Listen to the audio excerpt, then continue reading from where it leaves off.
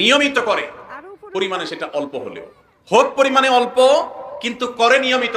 আল্লাহর কাছে আমলটা বেশি প্রিয় সেই আমলের তুলনায় যে আমল একসাথে অনেক করা হয় কিন্তু পরে আর করার কোনো খবর নেই।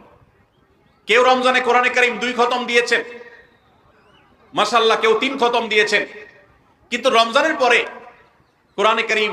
3 খতম, 2 খতম, 1 খতম দেয়া তো দূরের কথা, পরবর্তী রমজান পর্যন্ত আর কোরআনটা ছুঁয়ে দেখা হয় না, খুলে পড়া হয় না, তেলাওয়াত করা হয় না, 1 পৃষ্ঠা পড়ার সুযোগ হয় না। তাহলে এই 3 খতম 2 খতমের চাইতে